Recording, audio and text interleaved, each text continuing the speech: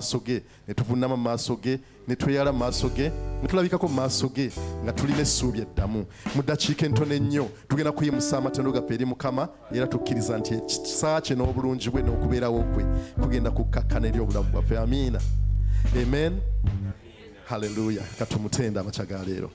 Engalo.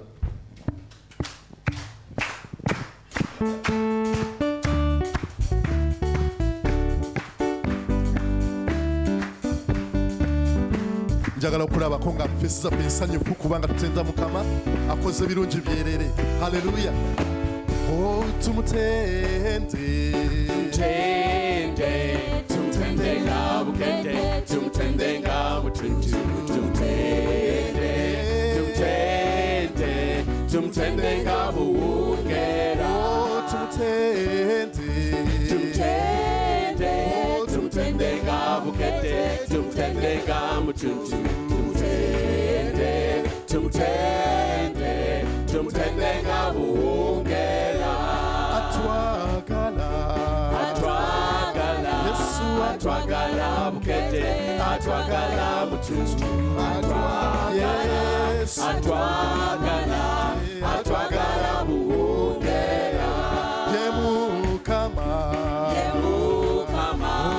Mukama bukete, ye Mukama butuntu, ye Mukama buwungera. era ye muwonya,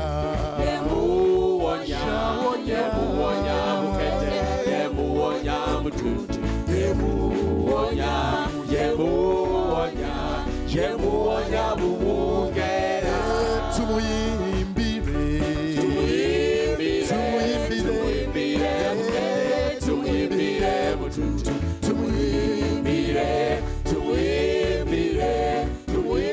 buwungera. tumubukire, Tumubukire bukete, tumubukire butuntu, tumubukire buwungera. tumubire, Tumubire butuntu, tumubire buwungera. endwa tezantawanya, Yesu yaziwonya, emigugu kyantawanya ekyo, Yesu yatuponya, olwadde obwali buntwala, abantu abantawanya, Yesu yabaponya, emirimu kyantawanya, Yesu yatuponya. kyemasalawo okuyimba, Erinnya lya Yesu, kyemasalawo okutenda, erinnya lya Yesu, kyemasalawo okuyimba, erinnya lya Yesu, kyemasalawo nze nyimbe, erinnya lya Yesu. kale tumutende, otenda Yesu amakya ga leero. Tumutende nga butuntu, tumutende nga buwungera. Oh, tumwagale, tumwagale, Tumwagale bukete, tumwagale butuntu, tumwagale buwungera. kale zinira Mukama amakya ga leero oba osanyusa okubeera wano.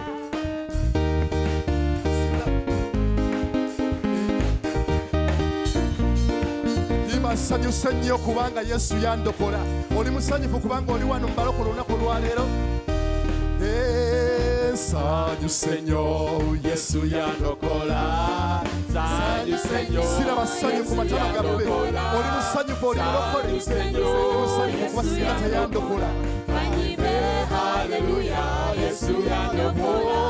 Nsanyuse nnyo ndokola. Nsanyuse nnyo, Yesu yandokola. Nsanyuse nnyo, Yesu yandokola. Anyime haleluya, Yesu yandokola. Haleluya. Amaanyi g'ekibi Yesu Yagamenya, amaanyi Yesu g'ekibi, yagamenya. Yesu yagamenya, amaanyi g'ekibi, Yesu yagamenya. Anyime haleluya, Yesu Shima yandokola. amaanyi g'ekibi, amaanyi g'ekibi Yesu yagamenya, amaanyi g'ekibi, Yesu yagamenya, amaanyi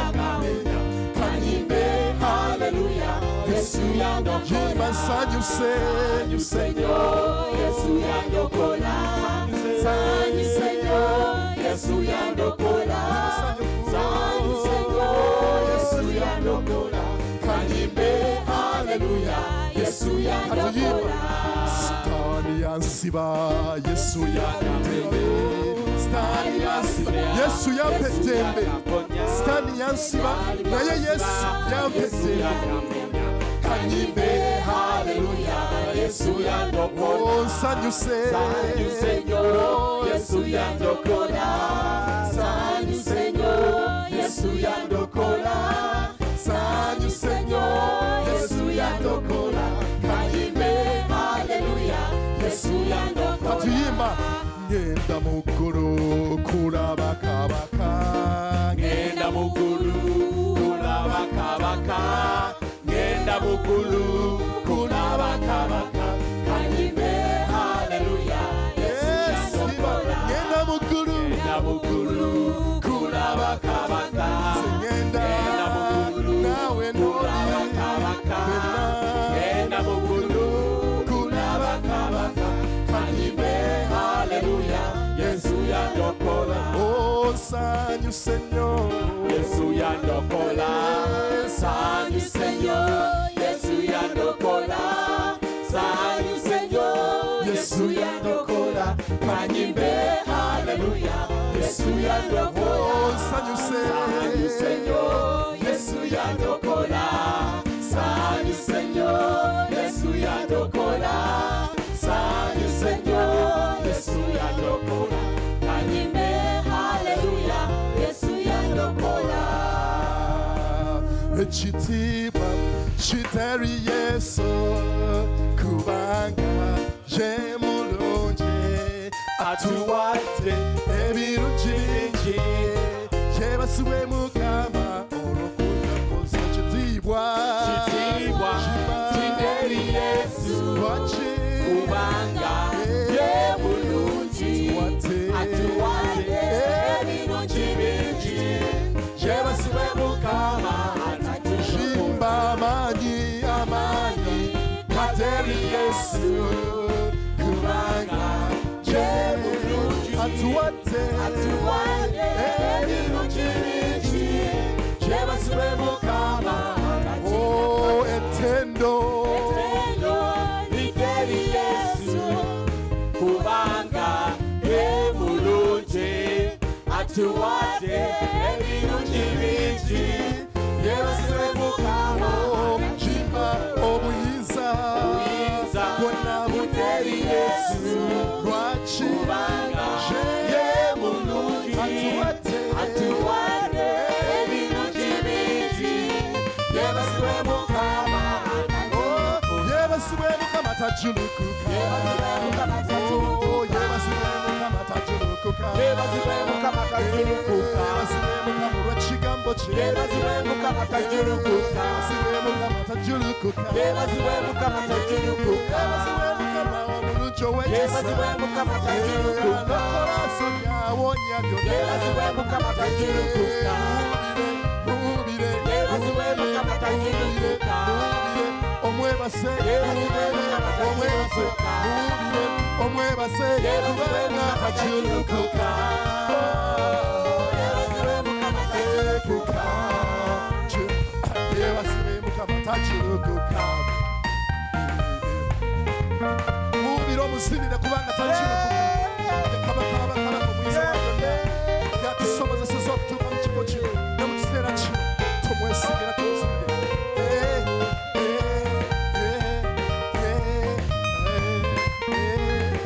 yebasibwe mukama tajulukuka yebasiwe mukama tajulukuka yebasibwe mukama tajulukuka yebasiwe mukama tajulukuka yebasibwe mukama olw'ekigambo kye yebasiwe mukama tajulukuka yebasibwe mukama olw'okwagala yebasiwe mukama tajulukuka yebasibwe mukama olw'ekigambo kye yebasiwe mukama tajulukuka kitiibwa kiteri Yesu kubanga ye mulungi atuwadde ebirungi bingi yebasibwe mukama atalizibu genda maaso genda maaso genda maaso weebase Mukama weebase Mukama olw'ekitiibwa kye weebase Mukama olw'okwagala kwe weebase Mukama olw'ekisa kye weebale Mukama kubanga obadde mwesigwa eri obulamu bwange singa teoyali gwe twandibadde weebase Mukama weebase Mukama sharabasekendere bababababa tukwebaza Yesu omulungi ow'ekisa tukwebaza kabaka neera tukwebaza olw'omwoyo omutukuvu afuga mu ffe Yesu kubanga wa kisa sharabasekendere bamasandala babakulu sharabasekere bababamashindala babakulu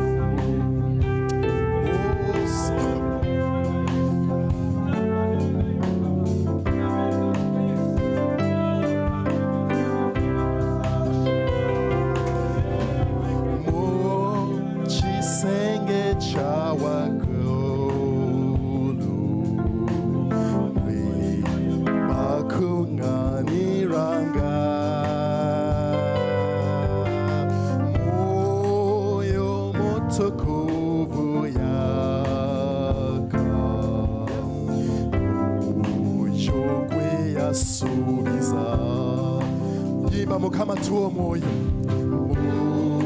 Mukama tuwe omwoyo Mukama tuwe omwoyo twetaaga omwoyo wa Mukama mu kiseera kino ne kaseera kano katuddamu Mukama tuwe omwoyo waffe kwe wasuubiza tuwe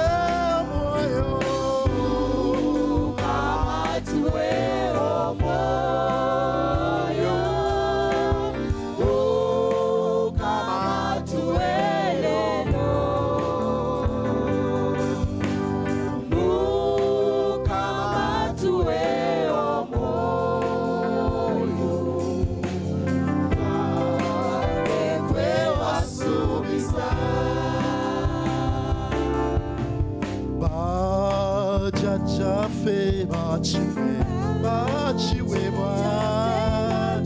we walinga besigwa kalela felelo tuchiwe we tusaba bulicho Mukama tuwe omwoyo Mukama tuwe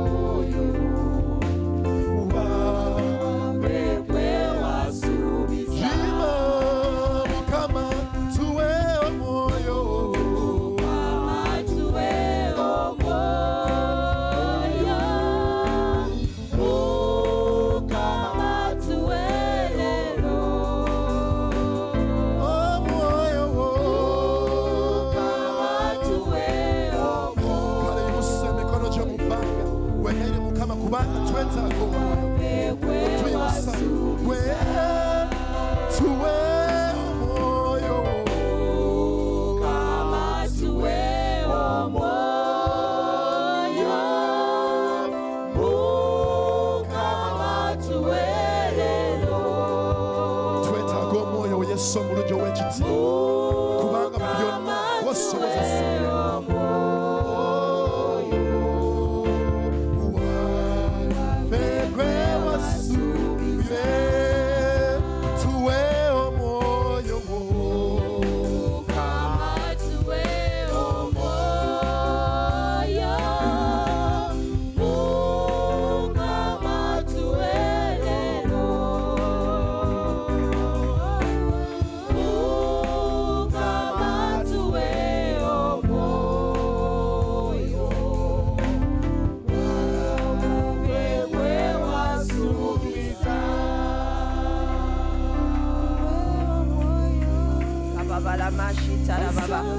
Lift up your voices. Muyimusa amaloboozi gammwe musinze Mukama. Ayi Mukama oli wa kisa. Mukama tukwebaza kubanga otwagala nnyo.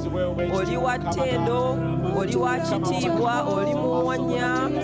Ayi Mukama tukwebaza olwa byonna by'otukolera. Tukwebaza ayi Mukama olw'olunaku luno tuyimusa erinnya lyo waggulu. Ayi Mukama gwe mukulu gw'oli w'amaanyi.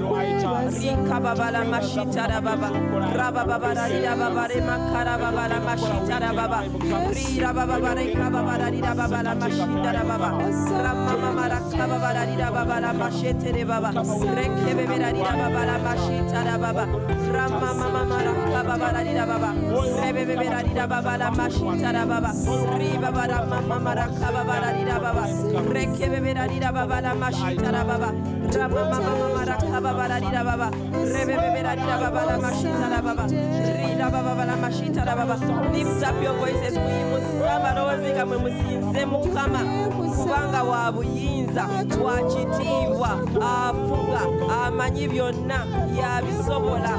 Rebebera rababa rinkababala mashitara baba ramama rababa rebebera rababa shitara baba rakababala rababa ramama rababa rebebera rababala mashitara baba rekebebera rababa ramama rababa rebebera rababa shitara baba.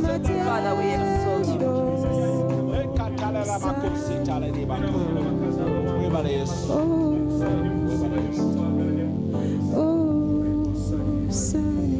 mu kaseera kano nsaba ffenna tuyimusa amaloboozi gaffe nga twebaza bwebaza olw'ebirungi byonna Mukama by'atukoledde. Mukama tukwebaza ayi Mukama kubanga obadde wa kisa.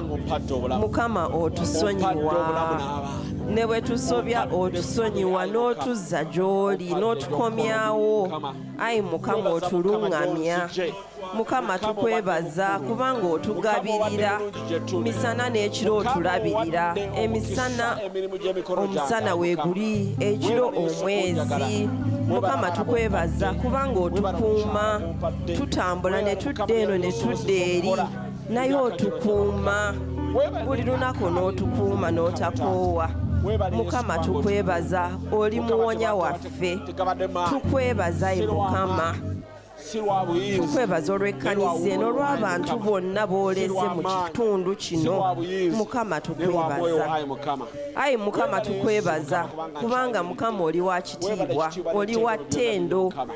Mukama otwagala ne bwe tusobya otusonyiwa n'otuzza gy'oli. Mukama tukwebaza kubanga totulabisa maaso magumu naye amaaso go magomvu. Mukama tukwebaza olw'otugabirira obutakoowa n'otulabirira buli lunaku n'otulabirira. Tukwebaza olw'emmere gy'otuwa, amazzi ge tunywa, obulamu bwaffe.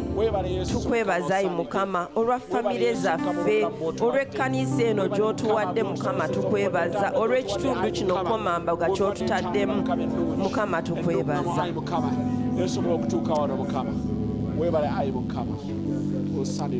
Mbadde nsaba tuddemu nate tuyimirize amaloboozi gaffe nga tusaba Mukama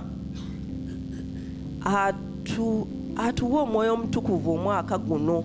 Omwaka guno thimu yaffe eri mu Luganda ejja kunnema naye eri revive us. Atuzze obujja, otuzze bujja.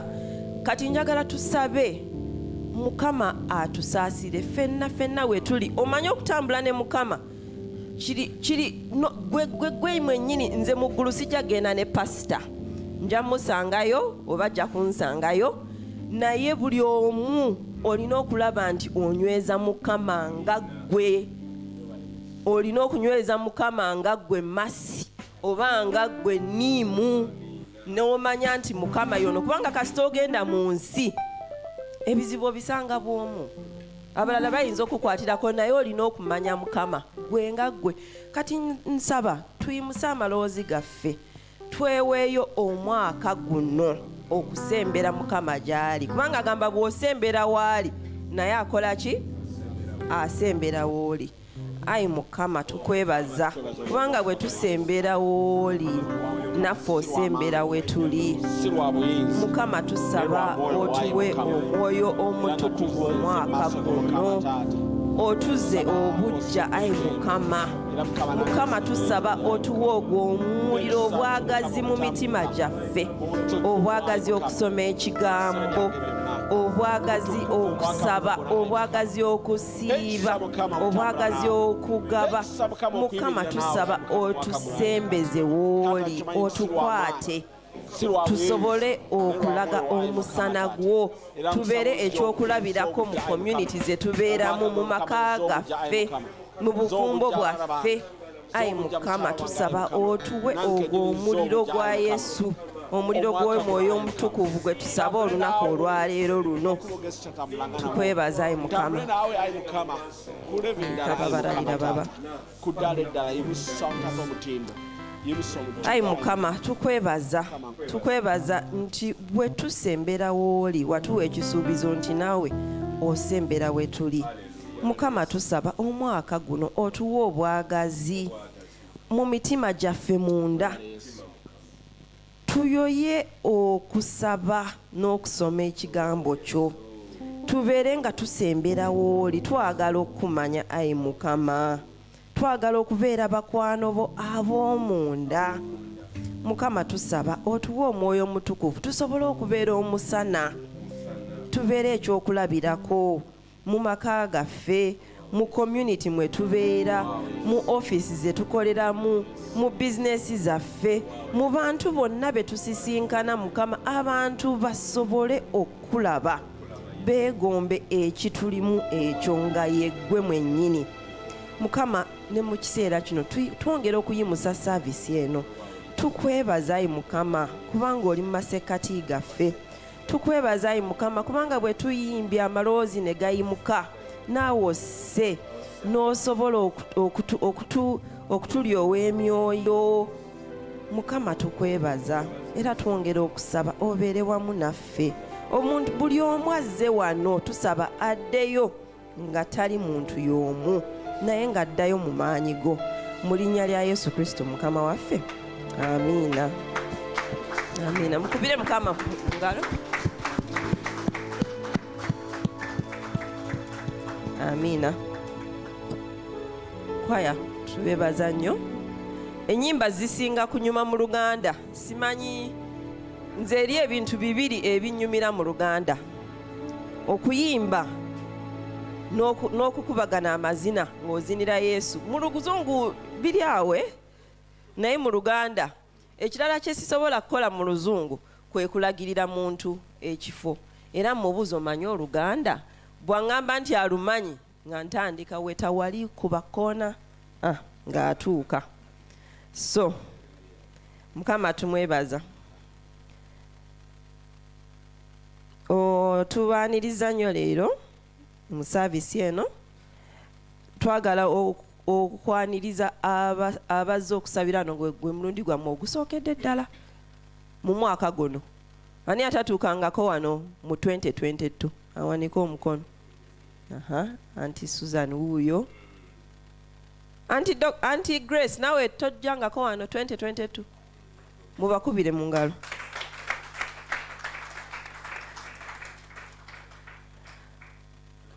Twaniriza kati obujulizi. Oba waliwo alina obujulizi, nsuubira waliwo alina obujulizi. Twagala omuntu omukulu, omuto, omukyala, omwami, musembere mujje muwe obujulizi. Anti Patience, you're welcome.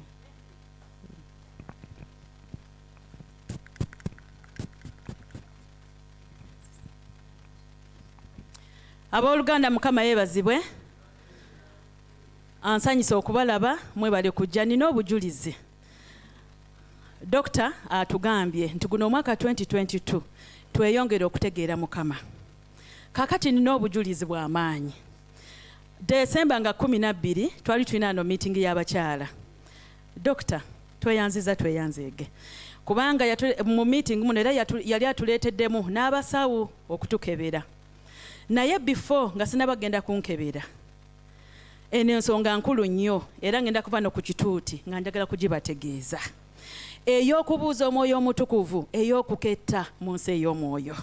Kikulu nnyo bannange abooluganda, kubanga bwe muketta mu nsi ey'omwoyo, omwoyo omutukuvu n'abategeeza ekigenda okujja mukikuba mu nsi ey'omwoyo.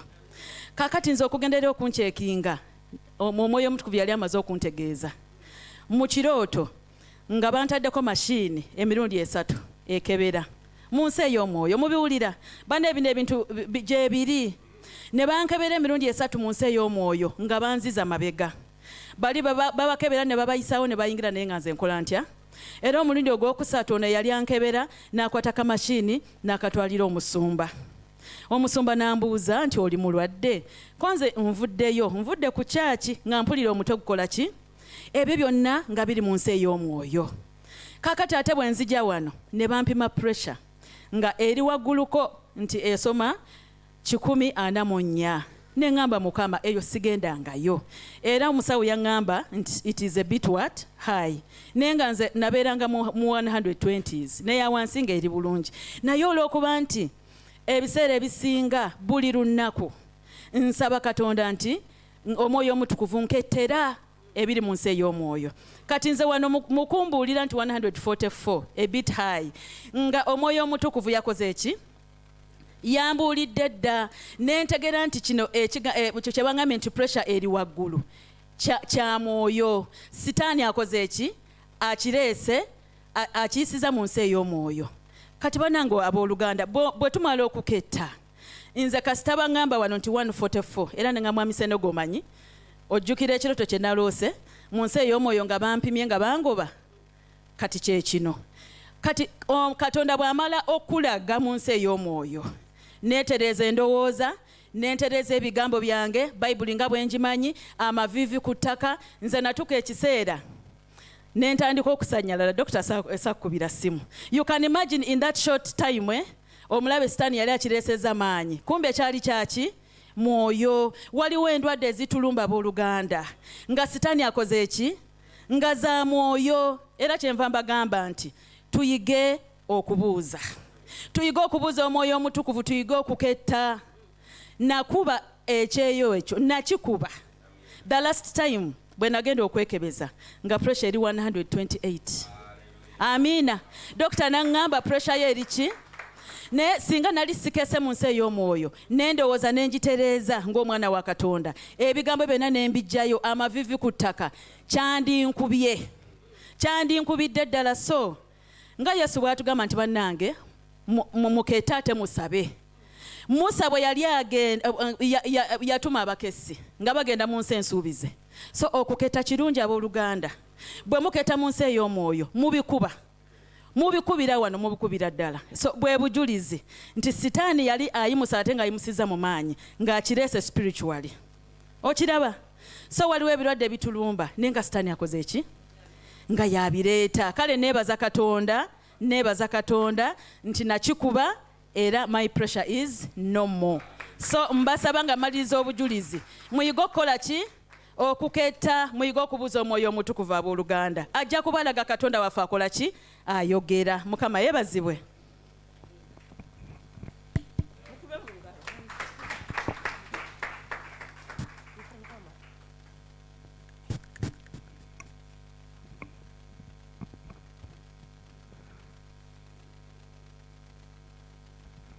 Abooluganda, Mukama yeebazibwe.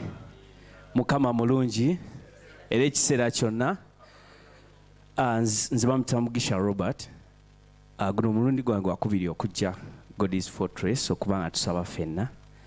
Njagala beebaza. Neebaza Mukama nti anti nga bw'agambye atuzze bujja. Nange njagala okwebaza Mukama nti nno anziza bujja.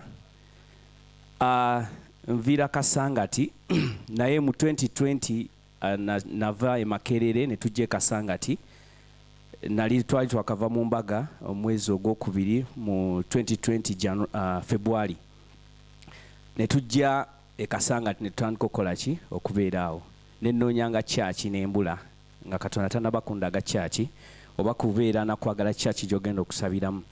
So twabeera mu kalantini nga tekyali kitambula tekyali kikola kingabula bodaboda ezitambuza ebifulusi so nga otambuza kigere naye natambula nga nabeeranga ewaka nembeera board nemba nga siina kyakkola nesalawo kubanga ntambula okuva ekasangati mpaka ku 7 awo nga nzija nembeera n'emikwano gyange awo mpola netunywa ku kenge netukola biki bingi nnyo era wali omukwano gwange Peter waali awo yambeerako kuva 2020 nangamba naye omuganda wange jja tugende nga tusabeko ku God's Fortress nga mugamba God's Fortress eriwa nga mubuuza nga gyeri weeri awo bajja ne batusomesaamuko ne wano so ne tweyongera naawo ne tubeerako awo mu ghetto nga bw'omanyi life ya ghetto ne tudda emabega naye neebaza Mukama waliwo n'omwami omulala bamuyita Kasagga mukwano gwa Peter so lumu mbanva mu faamu eyo nesanga babatuuzizza wa Muzeeyi Solomoni bali mubabulira kigambo naye nali nnoonya kyaki naye engeri okutya kuno we kwalimu nayitawo buyisi nembadduka nga sijja gendayo eyo nesigendayo kugenda kusaba naye nekinkwatako nnyo kubanga bwe nali nga twakajja Kasangati nalimu okwagala okugenda mu ghetto okubuulira enjiri okubabuulira Katonda kubanga nalaba nabeerako ko mu ghetto nga mmanyi ebizibu ebikola ki ebirimu naye omulabe sitaani yankwata bukwasa ate nenzira muki mu mwenge so saakikola naye olunaku olwaleero nga nyimiddeo njaga okwebaza Mukama era muddiza ekitiibwa n'ettendo gyali nti atuzizza bujja mu bulamu bwaffe era mwebaliza ddala nti mu bulamu bwange tansudde era olunaku olwaleero nangirira nti njagala nakuddamu kulokoka buki bupya kubanga Katonda atulaze nti tuli kyakulabirako eri kuba anti waffe ayogedde ku community yeetagisiza ddala abantu nga ffe tubadde turepresentinga kunywa sada kunywa mwenge kubustinga oba kwana muwala ono noono nooli naye anjagala atukyuse tuddemu ate tukole ebya Katonda byatwagaza so olunaku olwaleero njaga okumwebaza obulamu bwange abadde andabirira bulungi wamu ne famire yange wamu n'abakadde baffe ate wamu n'abo mikwano gyaffe nga betubadde nabo so mwebaza era muddize ekitiibwa n'ettendo mwebale nnyo mwebale ddala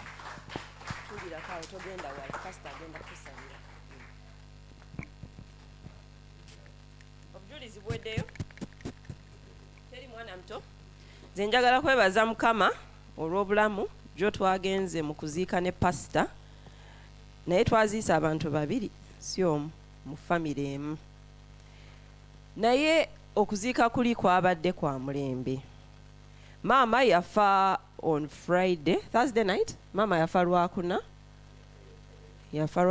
ne bagamba tugenda kuziika Saturday baali bakyategeka ate muwala we omukulu n'afa ku Friday ne basalawo nti abantu abo tubaziike bonna omulundi ogwo maama yabadde n'emyaka 108 muwala we ng'alina emyaka 85 ne babagalamizaawo guluddene ne mwami Tema yabaddeyo naye nga balokole bonna balokoka maama emyaka egyo bakamulekezaawo okusiiba ennaku 3 mu wiiki ng'awezeza emyaka 13 naye ng'asiiba olunaku olumu ng'asiibira baana be olulala ng'asiibira chachi olwokusatu ng'asiibira abazzukulu naye testimony ya maama obujulizi bwe yalese omubulizi yatubuuzizza byonna bye mukola ku nsi nyumba zonna yamaze n'otulamusa abagagga mwebale kujja n'abasawo kubanga yabadde maama wa profesa era ng'abagagga we bali n'abasawo ng'obalaba n'agamba nti bye mutegese wano ku nsi mu ggulu mutegese ki kati kyekyo kye mbalekedde tutegeka wano ku nsi ne tugula engatto ne tuzimba amayumba ne tugula emmotoka naye kiki kyotegese gy'olaga kubanga ffenna tujja kgenda njagala okwaniriza pasita ajje atubuulire ekigambo asabire ne brother waffe ayagala okulokoka olwaleero pasita you're welcome.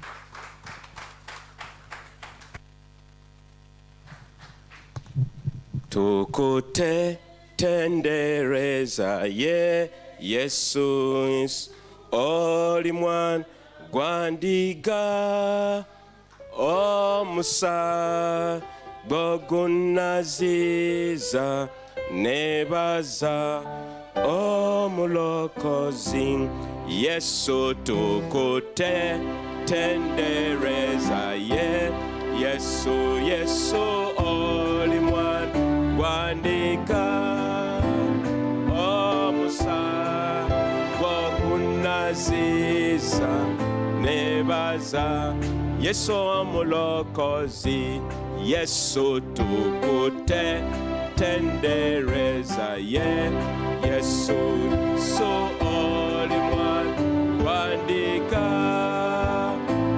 omusa gwagunaziza nebaza Yesu omulokozi.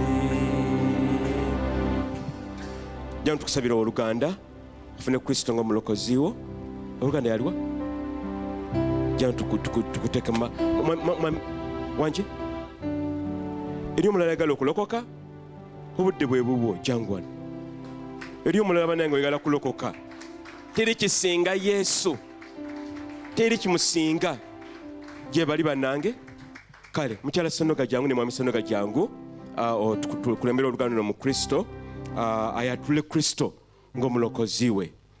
Kasi mukyala Senoga tukulembere mu kaseera kano oluganda kwebala nnyo munange okukkiriza Kristo ukoze bulungi. Petero nawe jangu Peter jangu gwe yamulesa omusajja ono ajje ayengere mu bukulu bwa Kristo Yesu. Fukamira wansi tukuseka emikono.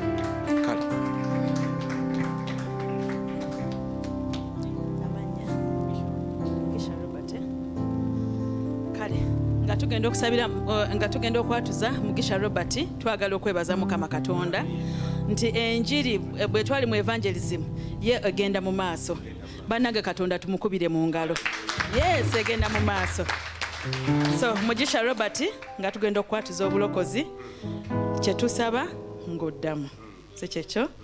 Kale ayi Yesu nkwebaza ku nkya y'olwaleero nti nzikiriza n'akamwa kange tewali ankase n'omulundi n'ogumu kubanga Bayibuli egamba nti alikkiriza n'omutima gwe n'ayatula n'akamwa ke ng'aweereddwa obulokozi.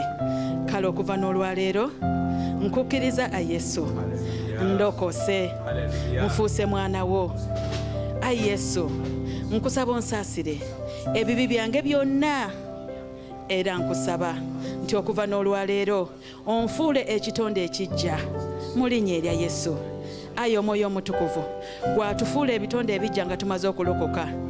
Nkusaba Omwoyo Omutukuvu jangu onzijule okuva n'olwaleero. Ayi Yesu nkusaba nti sangula amanya gange mu kitabo ky'okufa. Osangula amanya awandika amanya gange mu kitabo ky'obulamu okuva kaakano paka emirembe gyonna emirembe n'emirembe. Amiina.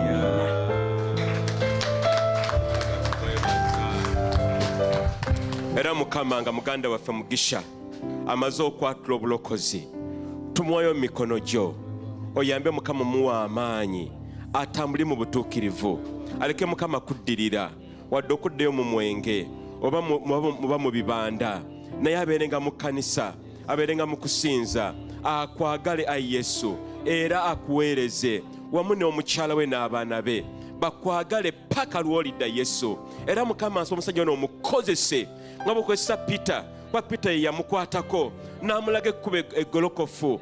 Mukama tusaba abasajja bano obakozese mu nnaku zino ez'oluvannyuma baleete abantu bangi mu bulokozi wa Kristo Yesu, si ku kkanisa ya GFM yokka ne mu bulokozi obwannamaddala. Mukama tukwebaza era Mukama ffe ng'ekkanisa ya GFM twewaayo okubuulira enjiri ennaku ze ez'oluvannyuma, tubeere abasaale okubeera ekitangaala n'okubeera omunnyo. Era Mukama tusaba otuwa amaanyi twagale Mugisha twagale ne Peter bongere okukulaayi Mukama osobola okubakozesa mu linnya eddungi era ery'amaanyi era Yesu Kristo Mukama waffe. Amiina, amiina, amiina, amiina. Weebale, weebale, weebale, weebale, weebale w'oluganda. mukama ngero kukuvuma tukutendereza ye Yesu so oli mwana gwandika omusa unaziza nebaza Yesu omulokozi kubira Yesu mu ngalo ez'amaanyi mumwongere engalo ez'amaanyi teriyo kyamagero kisinga kulokoka nonaziwa ebibi byo nofuulibwa omwana wa Katonda. Gamba nti Yesu webale nnyo okundokola, webale nnyo okunnaza ebibi byange, nze kati ndi mwana wa Katonda. Mukama yeebazibwe. Kale Mukama nga tugenda mu njiri ennaku olwaleero esande ey'okubiri mu mwaka guno gwa 2022 Mukama tusaba enjiri ogiwa omukisa era eveemu ekiramu era tumaze okugamba nti Mugisha amaze n'okulokoka. Mukama tusaba nti enjiri eno etukwateko Mukama, etulongoose, etuteeketeeke ayi Yesu mu bulamu bw'omu maaso. Era Mukama tusaba n'abatana bakutuka mu kkanisa obanguyanguyeko ebigere Mukama, tubeere wamu Mukama, tukusinze tukwagale tulye ekigambo kyo mu linnya lya Yesu Kristo Mukama ffe tusabidde. Amiina. Amiina nnyo. Amiina nnyo. Njaluddemu oyanirize akulinanye Mukama oluganda tusanyusa okulaba nate era njala kulaba ne ku Bayibuli yo oluganda eri luddawa. Oluganda mubuuze Bayibuli gyeri, totya kumubuuza oluganda mubuuze Bayibuli eri luddawa. Ddamu omubuuzo ogwokubiri. Ezra eyo ogiyina yo yennyini ey'amaanyi lugogoma. Mukama tumwebaza olw'ekyo. Amanyi sagala kusomba kkanisa nga tubalina Bayibuli. Bayibuli eri luddawa eri ku simu. Naye essimu eyo essimu oluusi etulimbalimba. Bayibuli eri luddawa ggwe? Kale mutabani ye eri luddawa? Okoze bulungi. Kale ekyo kirungi. Mukyalo wange neyi naye eri kumpi awo sijja kumubuuza. Mukama yibale nnyo okubakuuma n'okubaleeta ne tujja okusinza Yesu Kristo Mukama waffe atukuumye n'atwagala n'atuwa ekisa kye. Bannange obulokozi tunywere, Yesu anaatera okudda. Mukama yeebazibwe. Tujja kujaganya tubeere mu ggulu nga tuli ne Katonda, nga tuli naye, nga tusinza naye. Can you imagine okubeera nga tuli ne Katonda, nga mujaganya ne Katonda gye tugenda mu ggulu? Mukama yeebazibwe. Tunyweze ekyo Mukama kye yatuwa. Njagala okutandika n'okwebaza. Mwebale nnyo bannange nnyo okuyimirira wamu n'abooluganda batindamanyire abaafira taata waabwe ku Sunday wiiki eyaggwa. Twagenda okuziika twagenda nani wane yaliwo ne mukyala Bugembe, twali naye Mitooma wawanvu twakavuganya ne tukawuliramu naye Mukama mulungi. Motoka yaffe yali nnungi, yali nsajja, si eno yali yange yenga yali eweddeko service naye oluka kawishi kali kalungi, tukakuba 12-18 ne tubuuka ne tutuuka bulungi. Mukama yeebazibwe. Ate ne mukola bulungi ne mutuwa amabugo gale akakadde kamu mu emitwalo 10. Muli bantu balungi. Muli bantu balungi. Eno ye kanisa bweyina okubeera ne tuyimirira wamu ffenna. Mukama yeebazibwe. Tubeere kitole paka Yesu lwalidda. Ku nkomerero ya service eno tujja kusabira abaana abagenda okuddayo ku masomero. Mukama yeebazibwe. Tujja kubateekako n'amafuta. Mukama yeebazibwe. Kale abaana mubateeketeeke, tugenda kukola ekyo ng'ekiseera kyakyo kituuse. Bikula Bayibuli yo mu kitabo ky'aba Ssekabaka ekyokubiri essuula ya 22. Bassekabaka ekyokubiri essuula ya 22. Naye tujja kuyingirirako ne munda mu 23. Essuula ya 23 tujja kugituukamuko katono. Mukama yeebazibwe nnyo. Omutwe gw'olwaleero gugamba nti tugenda kulaba amakulu mu nnamba 22 mu mwaka ogwa 2022. Omanye ennamba zino tuziraba naye ne tuzigaya. Ennamba esooka erina amakulu gaayo, ennamba ey'okubiri erina amakulu gaayo, wamu n'ey'okusatu. Naye tuli mu mwaka 22. Twagala okwekenneenya ennamba eno 22 mu bayibuli y'omweri, era ennamba eno erina amakulu ge tusobola okuyigiramu, era kimukama kyagamba mu nnamba eno eya22 mu mwaka 22. Mukama yeebazibwe nnyo. Mukama yeebazibwe abooluganda. Omanyi olubito tubuusa amaaso eyo nnamba 2 kale ogwo omwaka gujja kgenda nagwo tukwata omulala tetuganye kisoboka, naye tulina ebyokuyiga twala tujjemu olunaku olwaleero. Omwaka guno 22 mwaka mukulu nnyo eri omukkiriza mu Katonda, era mukulu nnyo eri abo abeera mu kkanisa ya Yesu Kristo. Lwaki? Lwa nsonga nti Mukama ayina ensonga ennuŋŋamu eri obulamu bwo mu mwaka guno. Mukama ayina ensonga ennuŋŋamu eri obulamu bwo ggwe kinnoomu, ng'omukyala wange bw'agambye obulokozi bwa kinnoomu. Nze njagenda mu ggulu era naye alina okwekolako, wadde mukyala wange naye siyinza kakasa oba tunagenda ffenna, naye Mukama tumwebaza nti no ffe waffe mu maka gaffe twasalawo okwagala Yesu n'okumuwa ekitiibwa kye n'okumuweereza. Oyinza kikiriza nti naffe ewaffe tuddayo kumpi lunaku ssaawa 4-5 tuli mu njiri, mukebera w'oluganda ono mulwadde, olw'oluganda agala kulokoka, ate bano b'oluganda baafiiriddwa, ate kino kikigamba tubeerawo bwe tutyo, naye nga twakikola nti no obulamu bwaffe bwakuweereza Mukama. Era nali ngamba obuluganda nti no Mukama atwadde ennyumba nnungi eri wano ekkungu tugizimba tugenda kusenguka, naye twagamba Mukama ennyumba eno twagala ekozesebwe eweerezebwe Mukama. Abavubuka tujja abavubuka mujje twokye embizzi yaffe awaka, naye mabega w'okwokya embizzi njiri. Mukama yeebazibwe. Uba abafumbo mujje bannanga abafumbo mujje ewaffe ekkungu tujja kubayita, naye emabega w'okukuyita ewaffe njiri. Kati n'olwekyo omwaka guno Mukama ayina ekigendererwa ky'amaanyi nnyo eri obulamu bwo, era gwe kiggwandega omulokole okumanya n'okutegeera ki Mukama kyagamba mu mwaka guno 22. Era kyewuunyisa nti nno ennamba eno 22 mu bayibuli erabikako. Gamba kulunye nti erabikako kubanga mweri, naye oluusi tubibuusa amaaso ne tabiraba, naye Mukama tubaza Omwoyo Omutukuvu nti atubikkulira ebintu bino. Mu bayibuli ennamba 22 etwalibwa nga nkulu nnyo mu maaso ga Katonda. Lwaki?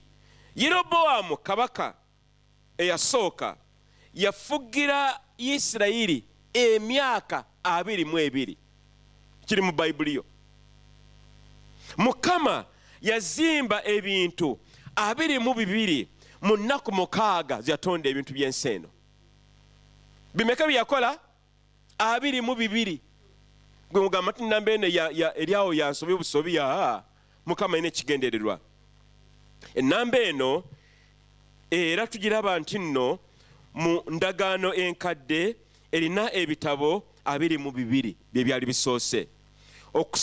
Okusinziira ku bayibuli waliwo emigigi 22 okuva ku Adamu okutuuka ku Yakobo. Emigigi emeka? 22. Zabbuli eya 25 erina ennyiriri 22, ate nga Zabbuli ye 119 erina obutundutundu nabwo 22. Kyewuunyisa biri mu bayibuli y'Oluganda. Era nze ndowooza nti Mukama ayina kyayagala otegeere mu mwaka guno 22. Yokaana 3:21 lwogera ku mulokole okutambulira mu kitangaala. Era abakkiriza mu Kristo balagirwa okutambulira mu kitangaala era n'okubeera ekitangaala bo bennyini. Kakati oluusi tulowooza nti nno ekitangaala kitambuliramu kinakubeera yokka oba wano mu kkanisa. Bw'ofuna mu kkanisa olwokola nga bw'oyagala. Olina okubeera omulokole mu kkanisa ne gy'okolera emirimu, n'abakulaba ne mu ku mulirwano ne b'okola nabo ne b'osoma nabo bakulabe. Lwaki? Oli kitangaala. Bannange, ekitangaala kiyina amaanyi nti nno kigoba enzikiza mu busekendi butono nnyo. bw'obanga oli mu nzikiza ng'ekutte n'ojjayo tooki yo ku ssimu yo n'omulisa kyekibeerawo kitangaala. enzikiza eragawa edduka. era bw'obeera nga oyingidde mu kisenge katugambe ng'olina amasannyalaze n'oteekako ettaala, ebikenembi bidduka sipiidi. kyekikyuseewo kitangaala. ekitangaala kiyina amaanyi. omwaka guno Mukama ayagala gwe nange tutambule mu kitangaala, si mu kizikiza. mugisha webale nnyo okulokoka kuba badde mu kizikiza, naye olwaleero ofunye kitangaala mwoba otambulira. era ffeffe na Mukama akyatutambule mu mwaka guno kitangaala, mwaka 2022 mwaka wa kitangaala. era kyewuunyisa nti nno Yesu nga tanaba kufa mu Zabbuli 20 Yesu yajulira Zabbuli 22 ennyiri ezisooka ng'agamba Mukama wange lwaki ondeseewo, ate lwaki oli wala nnyo nange wamu n'ebigambo ebyokunyola kwange.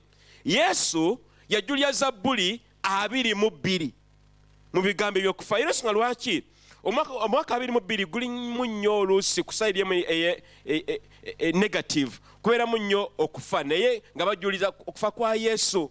n'ate mu kufa okwo twafunamu bingi, gamba nti amiina. kubanga Yesu yafiirye obulamu bwaffe mu kufa okwo n'atuwa obulokozi. Mukama yeebazibwe.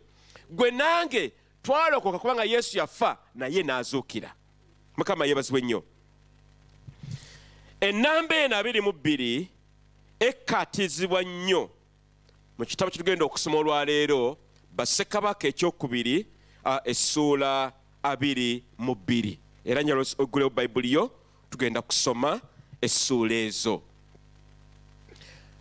nga bw'obikkula essuula eno eya 22 mu kitabo kino kya Bassekabaka ekwatagana n'omusajja ono kabaka Yosiya. Kabaka Yosiya atwalibwa okubeera nti omu ku bakabaka abaali abatuukirivu ennyo mu nsi ya Isirayiri. era Mukama yamwagala nnyo, naye nga kyewuunyisa ali mu ssuula ki 22. era awo tulina kujjawo byokuyiga bingi ebiwererako ddala. era nze nkakasa nti Mukama kyekigendo kyagala otegeere mu mwaka guno 22. Bayibuli egamba bweti, kansome mu Bayibuli yange ey'Oluganda, Mukama ajja kunnyambira ddala mu linnya lya Yesu. tuli wamu ffenna obikudde Bayibuli yo?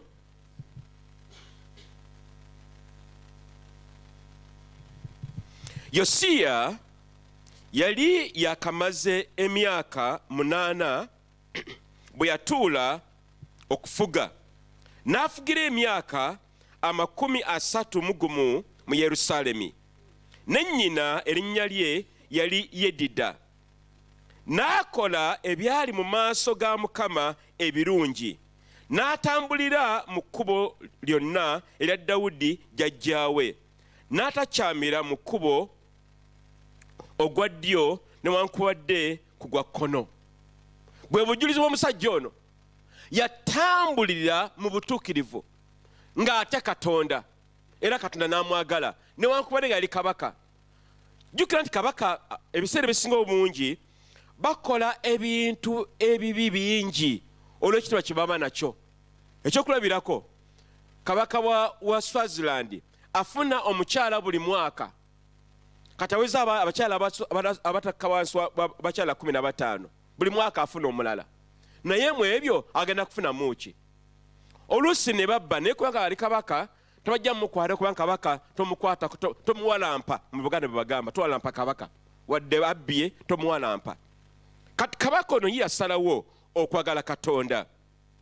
Nnyo olwokusatu lugamba bwe luti, awo olwatuuka mu mwaka gwe-18 ogwa kabaka Yosiya, kabaka n'atuma Safaani mutabani wa Azaliya mutabani wa Museramu omuwandiisi eri ennyumba ya Mukama ng'ayogera nti mwambuke eri Kirukiya kabona asinga obukulu abale effeeza ezireteddwa mu nnyumba ya Mukama abagazi n'abakasolooza ku bantu baziweeyo mu mukono gw'abakozi b'emirimu abalabirira ennyumba ya Mukama. Baziwe abakozi b'emirimu abali mu nnyumba ya Mukama okuddaabiriza ebituli eby'ennyumba, ababazzi n'abazimbi n'abamayinja, era olw'okugula emiti n'amayinja amabajje okuddaabiriza ennyumba. Olw'omusanvu, naye tebababalirira emiwendo eri abo ogw'effeeza ezaweebwa mu mukono gwabwe, kubanga bakolanga n'obwesigwa. 8. Awo Kirukiya kabona asinga obukulu n'agamba Safani omuwandiisi nti, nzudde ekigambo eky'amateeka mu nnyumba ya Mukama. Awo Kirukiya n'awa Safani ekitabo n'akisoma. Awo Safani omuwandiisi n'ajja eri kabaka, n'addiza kabaka ebigambo n'ayogera nti, abaddu bo bajeemu, effeeza ezirabise mu nnyumba ne baziwa mu mukono gw'abakozi ab'emirimu abalabirira ennyumba ya Mukama. Awo Safani omuwandiisi n'agamba kabaka nti, Kirukiya kabona ampadde ekitabo. Safina n'akisoma mu maaso ga kabaka. Awo olwatuuka kabaka bwe yawulira ebigambo eby'ekitabo eby'ekyamateeka, n'ayuza ebyambalo bye. Kakati n'okuyuza ebyambalo ke kabonero akalaga okwennyamira olw'ekibi. Amawanga mangi gennyamira mu ngeri ya njawulo nnyo. Mu Buganda twennyamira nga tukuba ebiwoobe naddala biseera ebyokufiirwa, naye ate abalala baba n'ennyeba ze baziba nazo ne bazina naye ng'ate sigama nti ne bazina lwa bulungi. Bakungubaga. Mukama yeebazibwe. Okungubaga kwa njawulo si bwe kiriwo Oluganda Martin, kwawukana nnyo. Nagenda mu lumbe ewa nazaala waffe gye bamuzaala, neewuunya nnyo kubanga bo babeera nga bakuba ebiwoobe ate bazina buzinyi paka budde kejenge, neewunyiza ddala, naye nga embeera bw'etyo bw'eri eyewaabwe. Naye katono omusajja ono ye kye yakola, kabaka yeyuza amaganduula ge nga kikyalaga obwennyamivu obw'ekibi ky'ensi ya Isirayiri. Era omusajja ono yakakana omukono gwe wansi ne yeenenya ebibi ebyali mu ggwanga ya Isirayiri. Tugende mu maaso abooluganda, njala kulaba akalala kaliyewo kali kekwese. Nabaddewa webale nnyo maama mukyala Simakula okubeera nga oli mugoberezi mulungi. 12. Awo kabaka n'alagira Kirukiya kabona ne Akikamu mutabani wa Safani ne Akuboli mutabani wa Mikaya ne Safani omuwandiisi ne Asaya omuddu wa kabaka ng'ayogera nti, mugende mumbuulirize Mukama nze n'abantu ne Yuda yenna eby'ebigambo eby'ekitabo kino ekizuuliddwa, kubanga obusungu bwa Mukama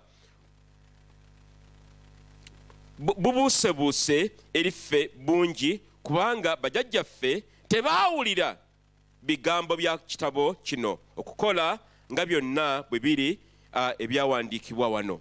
Awo 14.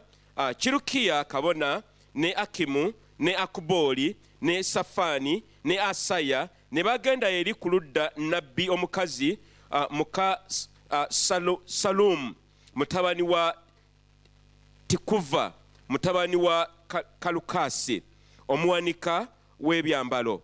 Awo oyo yabeeranga mu Yerusaalemi ku luuyi olwokubiri. Ne bateesa naye. Awo n'abagamba nti, bw'atyo bw'ayogera Mukama Katonda wa Isirayiri nti, mugambe omusajja abatumye gye ndi nti, bw'atyo bw'ayogera Mukama Katonda nti, laba ndireeta obubi mu kifo kino ne kwabo abakibeeramu, ebigambo byonna eby'ekitabo kabaka wa Yuda kyasomye. 17 wano njagala okukoma nga tugenda mu maaso olugamba bwe luti kubanga banvuddeko ne bakola obubaane eri bakatonda abalala basunguwaze n'omulimu gwonna ogw'engalo zammwe obusungu bwange kye buliva bubuukabuuka mu kifo kino so tebulizikirira naye 18 naye gamba nti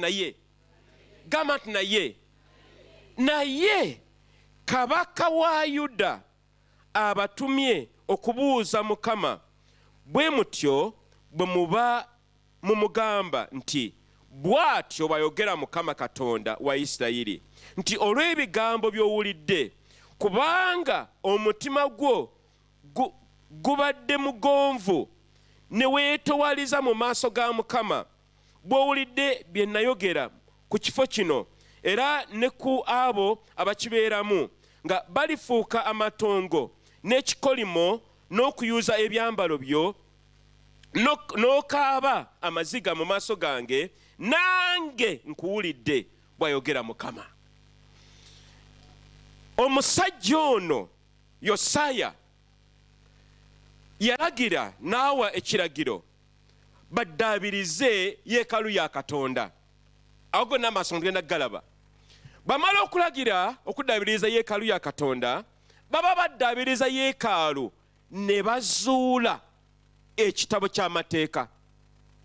Era nze ndowooza nti omulabe Sitaani yakikweka. Lwaki? Ng'akimanyi nti senga abantu bali ekigambo kya Katonda bajja kigondera beenenye baleke genda mu Geyeena. Kati Sitaani kyakola era tugenda kiraba olwaleero nti nno atuggyako ekigambo kya Katonda n'akikweka n'akibuzaabuza n'otakiraba n'otamanya mazima gakirimu okusobola okugakolako okutambulira mu butuukirivu. Naye kino akikola mu ngeri nnyingi. Oluusi akwerabiza okusoma Bayibuli si bwe kiri. Olusomera bwerezi mugayaavu nogamba w'Oluganda wasomye Bayibuli anti byaganye okuggwa n'otali okwebulankanya. Oba se bw'oba okisomye by'osomye n'abikubbako kubanga ye mubbi. Oluusi oyinza okugamba nze musumba simanyi kusoma. Sigaanyi tomanyi kusoma naye sente zo ng'ozisoma n'ogamba zino guno mutwalo gumu. Era ayinza obutamanya nti guno mutwalo gumu guno gulina kala naye kala ogitegera nti eno myufu. Bane twekolemu tuve mu by'okuzannya twekolemu omulimu. Nayina mama wange yanfaako omwaka guli. Naye maama wange yali bana baganda ennyo ng'aziza nnyo. Kakati nga abakoddomi bwe baba bazze oba abaami b'abaana be oba gayita omukoddomi tamusemberera amubuuliza eno.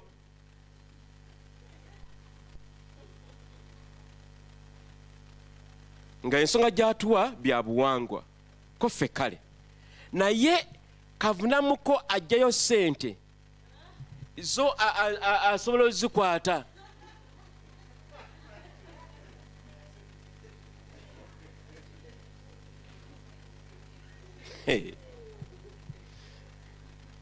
Bw'oba tosobola kusoma Bayibuli yiiya gamba bakusomese kubanga byofiirwa bingi mu butamanya.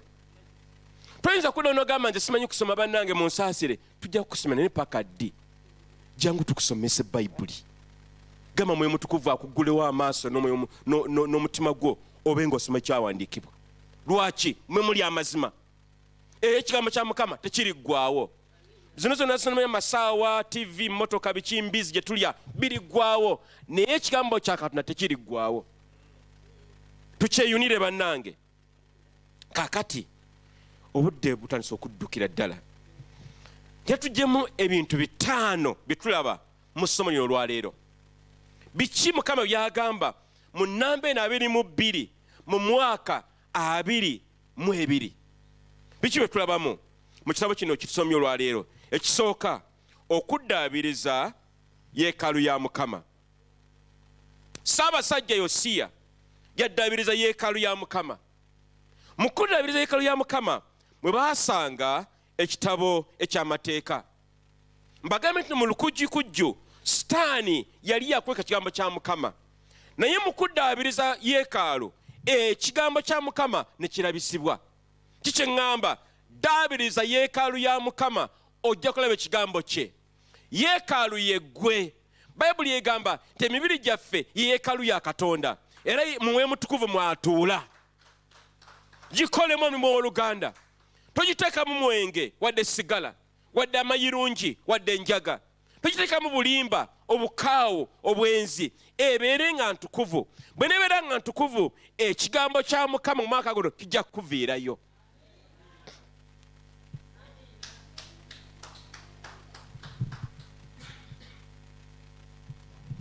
Omuntu yenna ataba na kigambo kya Katonda abeera mufu. Lwaki? Ekigambo kya Katonda ye mmere ey'omwoyo kwe gukulira. Era y'ensonga lwaki buli lw'osoma ekigambo kya Katonda oyongera okukula mu mwoyo, n'obeera n'endasi, n'obeera omusajja omukazi omuzito.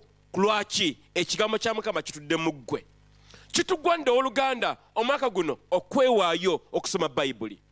Abamu ku ffe tusoma intaneti oba ku social media ku mikutu, n'obeera okwo olunaku lulamba. Naye bagambe Bayibuli, anti manyi pastor, anti manyi be, n'owaayo obusongasonga obutawe na kuwera. Omwaka guno tusome Bayibuli. Mukama kyatugamba tugisome, tugitegeere, ate tugigondere. Si kusoma busomi nti osoma mawulire ogasoma busomi. Si bwe kiri? Osoma mawulire. Bwe gaggwa n'oteeka wali wabbali. Naye ekigambo kya Katonda Mukama ayagala tukikoleremu byagala tukole. Era Katonda guno omwaka yagutuwa oba yaguleeta 22 kubanga alina ekigendererwa.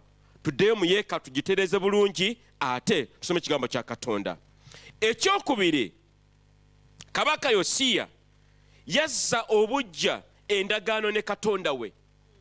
Bw'ogenda mu ssuula eddako eya-23, essuula ezisooka 3 zigamba bwe ziti. Bassekabaka ekyokubiri essuula 23 ennyiriri ezisooka 3 zigamba bwe ziti. Awo kabaka n'atuma ne bakuŋŋaanyiza gy'ali abakadde bonna aba Yuda n'ab'e Yerusaalemi. Olwokubiri, kabaka n'ayambuka mu nnyumba ya Mukama n'abasajja bonna aba Yuda ne bonna abaatuula mu Yerusaalemi wamu naye, ne bakabona ne bannabbi n'abantu bonna abato n'abakulu, n'asoma mu matu gaabwe ebigambo byonna eby'ekitabo eky'endagaano ekizuuliddwa mu nnyumba ya Mukama. Kabaka n'ayimirira awali empagi n'alangirira endagaano mu maaso ga Mukama, okutambula okugoberera Mukama n'okukwata amateeka n'ebyo bye yategeeza n'ebiragiro eby'emitima gwe gwonna n'emmeeme ye yonna, okunyweza ebigambo eby'endagaano eno ebyawandiikibwa mu kitabo kino. Abantu bonna ne bayimirira okwesibirira endagaano. Kabaka Yosiya yazza endagaano bupya.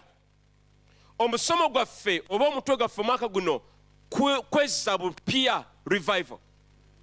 Kabaka Yosiya nazza endagaano ne Katonda n'abantu ba Isirayiri bupya. Guno omwaka gwa ndagaano, si mwaka bwaka. Guno omwaka gwakuza endagaano yaffe ne Katonda bupya. Bw'obanga walokoka gamba nti Mukama neeyongera okweyongera okuweereza nate, newaddeyo nate okuba nti nkugonderanga ggwe. Kiringa ono omukazi nti omugamba nti ate n'alagawa gwe nawasa paka kumpi lunaku neddamu nenga endagaano ze nalalira emyaka 17. Lwaki? Anti ye mukyala. Endagaano era kudda bupya essaawa yonna. Naffe bwe tulina okubeera bwe tutyo nti no twewaayo eri Katonda oguno omwaka 22. Si mwaka bwaka. Tulina okusoma ekigambo kya Katonda, kyekisooka. Ekyokubiri, okuzza endagaano zaffe ne Katonda bupya. Lwaki? Kubanga Mukama bw'abanga wakukozesa oba okukola naawe wateekwa okubeerawo endagaano. Jjajjaffe Ibulayimu okukozesebwa Mukama yansokola naye endagaano. Bwe yamumala nadda ku mutabani we Isaaka Mukama naye yakola naye endagaano. Ne mutabani wa Isaaka Yakobo naye yali ndagaano, muzzukulu wa Ibulayimu. Naye ate weewuunya, Yesu bw'amala okujja mu ndagaano empya ku musaalaba Gologoosa, mu musaayi gwe n'akola endagaano ey'omusaayi. Era gwe walokoka lwa ndagaano eyo ey'omusaayi. Eyo Mukama gy'ayagala ozze obujja buli olukedde. Bw'atyo Mukama bw'akola. Wona okubeerawo endagaano. Va kuba n'abasajja n'abakazi abeesangana wali ku street wali ekyanja. Kale nja kubeera mu kyalo nti kale enkya nja kujja ewuwo nti kale nga batandika. Tewali ndagaano yonna. Oluva omusajja yangobye. Ye yagobye atya? Nti takyandabawo kaakati nte gubadde gutya. Wamutwalako newammwe n'okulaba ku bazadde bo nti twali tuteekateeka n'emyaka giringa 3-4 kiba twali yabbanga gyokuteekateeka.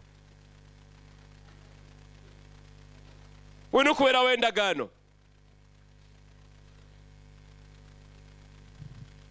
Isirayiri owooluganda Yosiya yajezza eri Katonda mu ndagaano eyo. Jjukira, gwe bw'okola endagaano ng'omwami oba omukyala, taata oba maama n'abaana baba bakoze endagaano y'emu. Tugibayingizeemu abooluganda.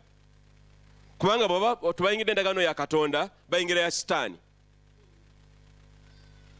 Ku lulwo. Era gwe kitugwanidde gwe nange okuweereza Mukama guno omwaka tusalewo tweweeyo eri Mukama buli kadakiika konna tweweeyo nate Mukama newaayo nate. Tokooba kumugamba Mukama neewaddeyo nate. Lwaki? Ndagaano. Era mu ndagaano muno Mukama mwayagala okwegulumiriza eri obulamu bwaffe. Era Mukama Katonda ono ayagala endagaano ezimu tuzisazeemu. Abamu kufa tulina endagaano ne TV. Endagaano yo ya TV. Kubeera nobeera okwo omusajja omukulu nobeera ku TV. Omukyalo omukulu yandibadde akola eby'obuvunaanyizibwa oli ku ssimu bw'oti. Anti naye yafuuka mwami. Abamu kufe amasimu gafuuka mwami oba mukyala. Endagaano ezo tuzisazeemu. Tusaze endagaano emu yokka ya Kristo Yesu. Ssekabaka Yosiya yali musajja ow'amaanyi, n'azikiza ebintu bingi nnyo ebyali bikontana n'endagaano ya Katonda.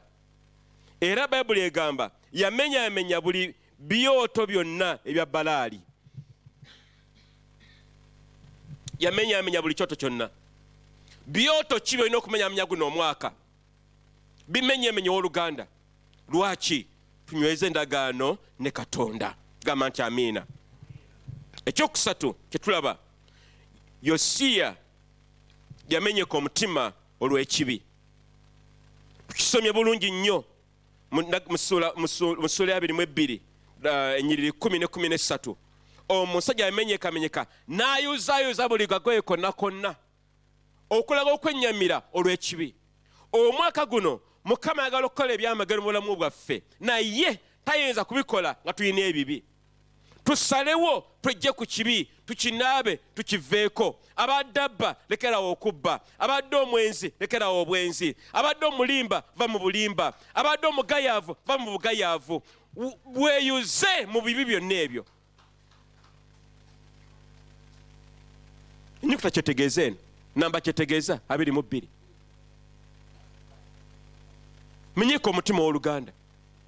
Omanye okwetoowaza oba malala gakuyinza ne weegulumiza nawe n'ofuka ssekabaka oba nababaka. Mukama ayagala tumenyeke emitima mu mwaka guno. Lwaki? Mukama ayagala yeekaalu entukuvu. Awali ekibi Mukama tatuulawo, naye awali obutuukirivu Mukama wayagala. Era bannange tweweeyo twenenyenga ebibi tubiveemu tubiviiremu ddala tambule mu makubo amatuukirivu. Ensonga ey'okutaano kitegeeza ennamba 22. Kabaka Yosiya yali mulwanyi, yaziiza kabaka w'e Misiri okumulumba Isirayiri. Era ennyiri ezisembayo eyo 23 sula 23 n'ennyiri 29 yaŋŋanga omusajja owa Misiri ono kabaka ono Falaawo, ate nga ekiseera ekyo Egypt yali nsi nnene nga y'amaanyi nnyo. Naye Yosiya yasalawo alwane aziyize abalumbagana eggwanga lye. Newankubadde nga yafiira mu lutalo omusajja ono Yosiya, naye yasalawo alwane olw'eggwanga lye. Kiki tuyiga abooluganda? Omwaka guno gwa kutoba. Kambabuli amazima. Entalo zigenda kubeera nnene. Temugamba Musumba teyabagamba entalo zigenda kubeera nnene kubanga ne Sitaani naye alwana, naye okwagala kwe nako kukolebwe. Naye kino kye kirina tuzzamu amaanyi. Tekirinaako buzibu bwonna oba Sitaani ayimusa okukulwanyisa oba majini oba mayembe. Naye Yesu ali mu ffe ayina amaanyi okusinga buli maanyi gonna gali mu ggwanga muno. Wadde nga entalo zijja kubeerawo, tuli bawanguzi n'okukirawo. Oluganda lwanirira amakaago, lwanirira emirimu gyo, lwanirira famire yo, lwanirira obulokozi bwo. Mukama ali naawe. Bayibuli egamba Mukama ali ku luyi lwaffe, tajja tulekerera. Naye Mukama ali naffe abooluganda. Entalo zijja kubaawo, naye Mukama ajja kutuwa obuwanguzi.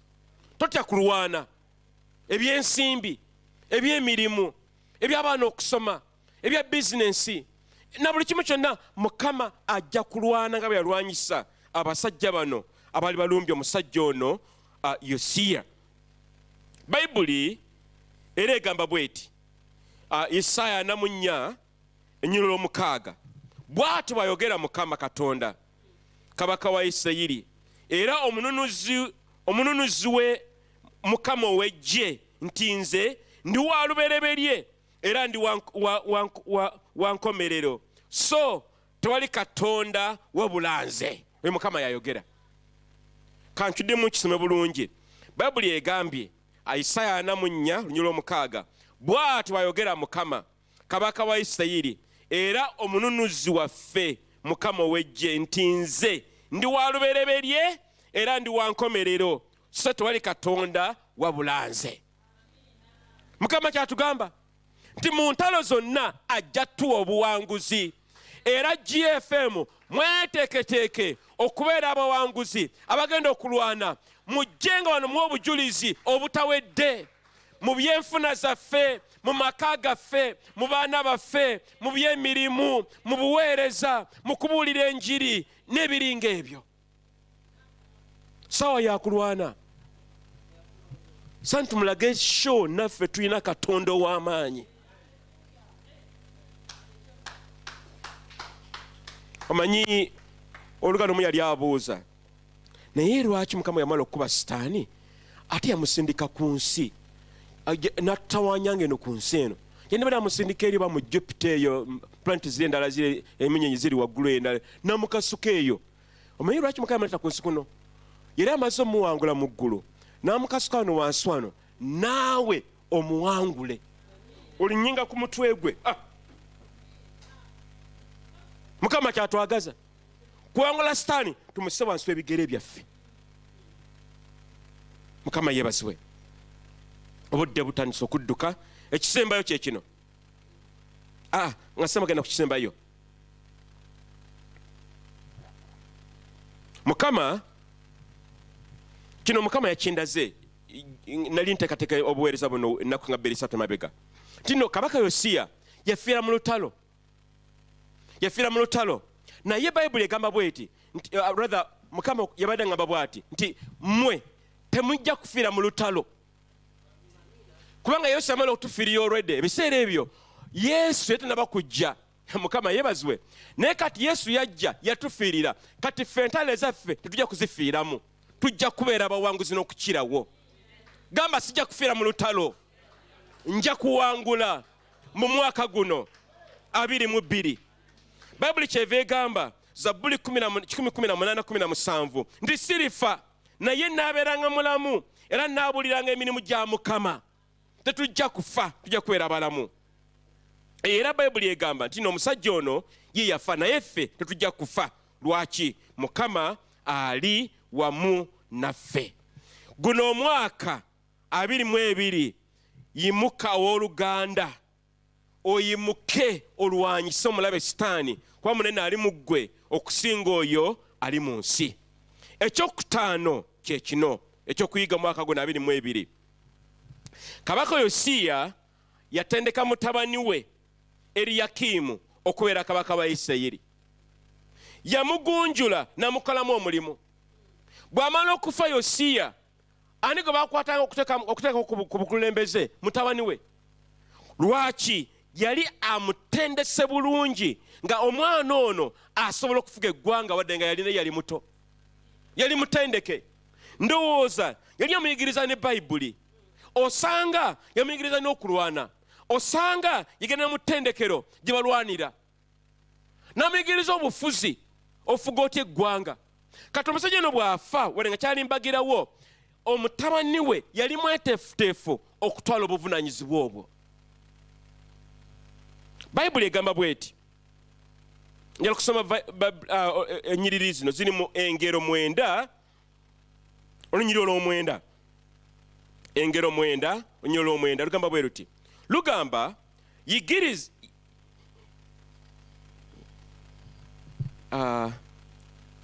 yigirizanga ow'amagezi, oneeyongeranga okuba n'amagezi.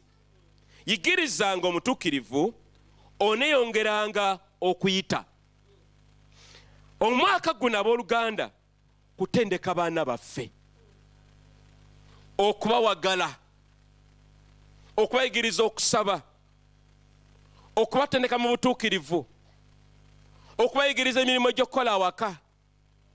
Ewaffe tulina eŋŋombo awaka nti amaka gaffe si wooteeri, nti abaana bajja ne balya emmere ne beebikka ne bagolokoka ne bawongera emmere.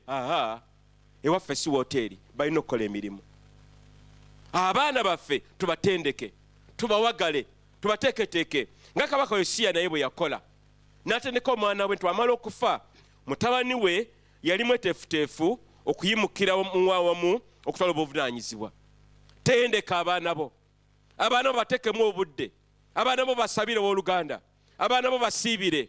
Abaana bo beera nabo. Abaana bo balage amakubo amagolokofu. Balage ekkubo nti nno ge makubo amagolokofu. Gano makyamu, gano ge gaago. Amabi gabalage. Abaana bo balabule. Kubanga bw'otabalabula, ani agenda okubalabula?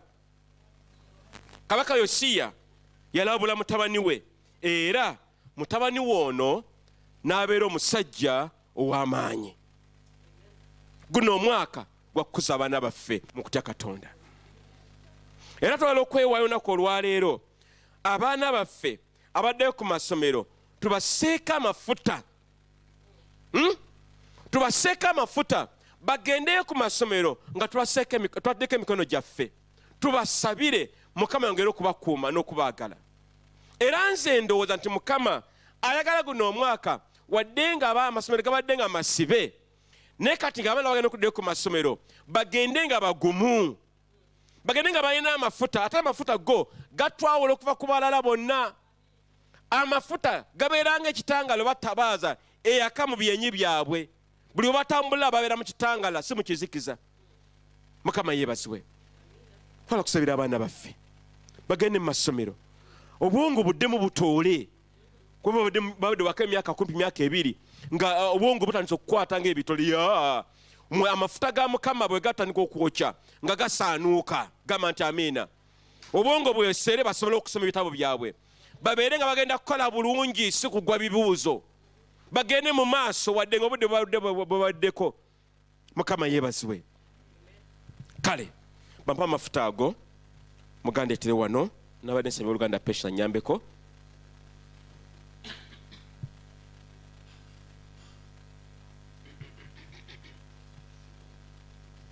Kale njala okuyita abaana bonna abaddeyo ku masomero njagala bajje tubasseeko amafuta nga mutabani wa Yosiya bwe bamusaako amafuta n'abeera mugunjufu n'abeera omwana Mukama gwe yakozesa mu ngeri y'enjawulo ennyo.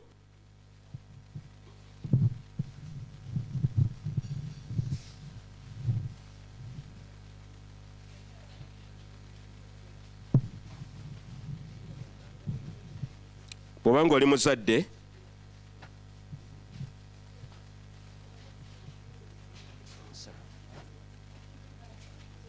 abazadde njala munneegatteko wano kuba bano abaana baffe kale mujje wano bwe muti tukole layini zaffe eziwerako mulala miri wano bwati tumirire wano abato mubeere wano mu maaso sayizi zino mujje abazadde mbagala wano namwe mujje. Sorry.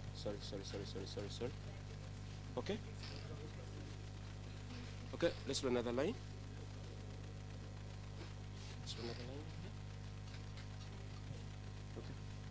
Another line.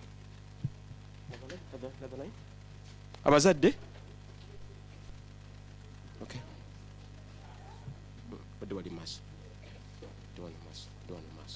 Abazadde buli muzadde afuna akasowaani okuli amafuta. Kola line ndala wali. Genda wali. Please sigala. Please kola line awo. Okay. Let's do another line then. Okay. All right. Okay, another line. Just a straight line. Okay. Go to another line right here. Go to another line. Jump. All right. Sorry. Okay. Abaana baweddeyo. Kati abazadde njala mwenyike mfuna wenyiga okwate line emu olumala akwate line endala tuli bulungi kale waliwo tuwayo akayimbawo omwoyo mutukuvu ngazze kale we're going to pray for you guys. All of you know because this is Uganda service. I'm sorry. Tumanya Oluganda fena. We use English? What would be easier? And this they're supposed to know. That's right. That's right. They're supposed to know. So we're going to pray for you with anointing of the Holy Spirit, with anointing of oil. This oil. There's nothing magic about the oil, but it's a symbol. Like we do Holy Communion, it's a symbol. It's okay, it's okay. It's okay. So we're just going to pray for you that this, the oil represents the Holy Spirit, and so we're going to pray that the Lord Almighty will be upon you as you go back to school. That even though you've taken a long time without being in school, you're going to excel. We are believing God for 90% in every exercise you do, 90% in your examination, 90%, 100%. What is when you return back in this term? And we are praying that God will preserve you from any COVID in his school. God in his divine way will shield you because God is more than able. And so we're going to pray for you. These are your parents. We're going to put hands on you and pray for you. Is that right? Okay. Okay, maybe some of you come here. Okay, let's get started. Let's begin. Please pray, anoint them with the anointing of oil.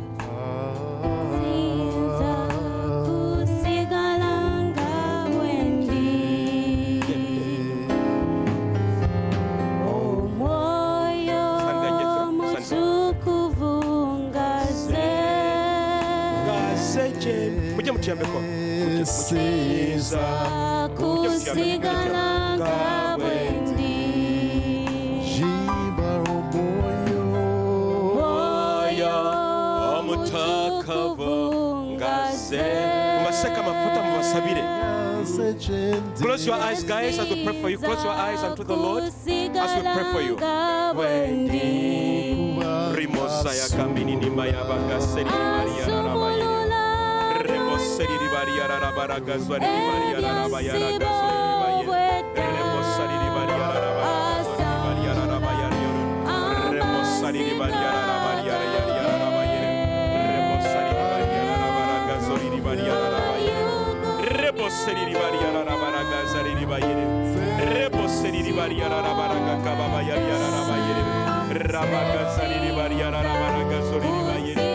Lord, we pray for our children in the name of the Lord God. We pray as they go back to school, the anointing of God be upon them in such a mighty way, in such a glorious way.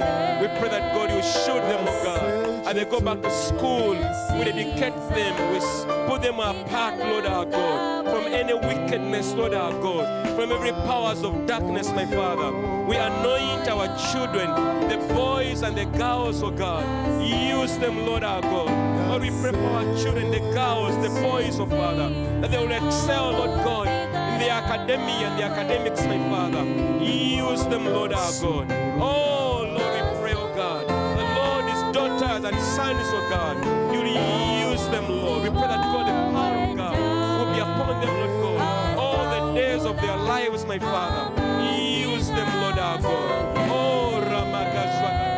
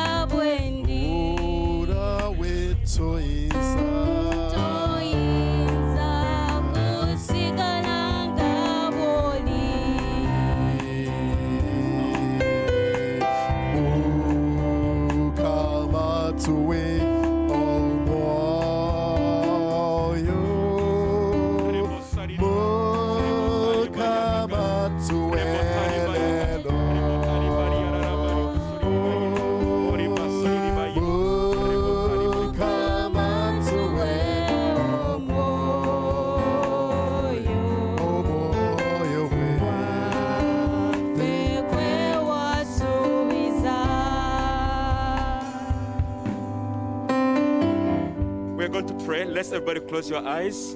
If you're out there, please stand up on your feet together. We're going to pray. We're going to do two prayers. I'll ask Brother Martin to do one prayer, and then I'll do the concluding prayer for our children as they go back to school. Brother Martin. Katonda kitaffe ayinza byonna ataggwaawo. Katonda kitaffe ayinza byonna ataggwaawo. Twongera okujja maaso go. Nga omusumba we yasabye naga nti bwe tukusembera naawe tusemberera. Mukama tukusemberera enkya ya leero nga tuwongayo abaana baffe nga baddayo mu masomero kitanga ataggwaawo.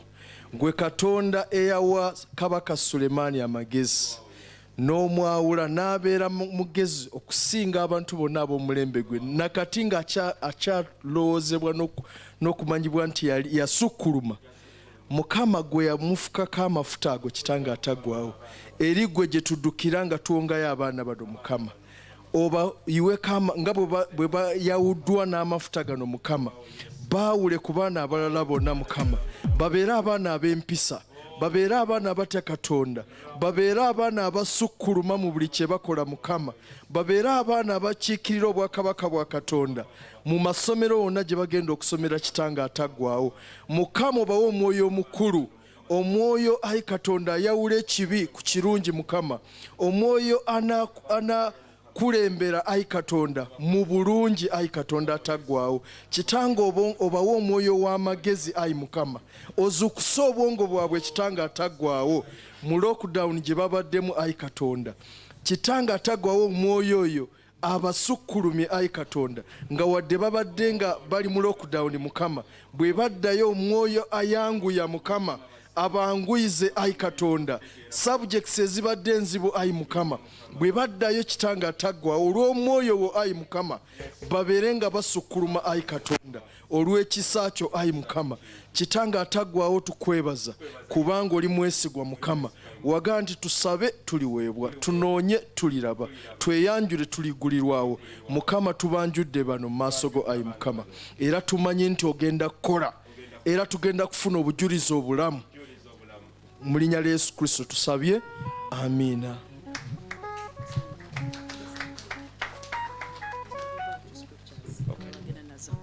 Praise God, children.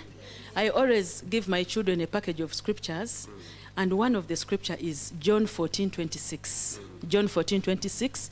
Always, children, as you're going back to school, it says that the Holy Spirit teaches us and reminds us. Hallelujah. So all the time, in the morning, in the evening, that scripture. And another one, always pray for the spirit of excellency. Right. That is Daniel 6, chapter 6, verse 3. Every day, amen, please pray for the spirit of excellency upon you, because we have been teaching you how to pray. Right. So go with those scriptures every day, pray for the spirit of excellency and for the Holy Spirit to teach you and remind you. Praise the Lord. Let us conclude in prayer this session. Father, we thank you for this time. Tukwebaza Mukama olw'ekigambo ekibadde olwaleero n'okusabira abaana baffe. Mukama tusaba saala endala nti nno ffe abazadde otuwe ensimbi ze twetaaga okuzayo buli mwana yenna ku ssomero nga tusasudde zonna ssente nga ziweddeyo, ebisale biweddeyo byonna. Tojja kukwerawo mabanja kubanga silver, zaabu ne ffeeza byonna bibyo. Mukama tusaba nti nno abaana ojja kwokumira ku masomero, abagenda mu masomero ag'ebisulo n'agadde obakuume bulungi Yesu. Tebajja kufuna covid Mukama, tebajja kula bye beetaaga, ne bajja kula ekisa kya Katonda. Mukama tukwebaza mu linnya erya Yesu Kristo Mukama waffe. Amen. Amen.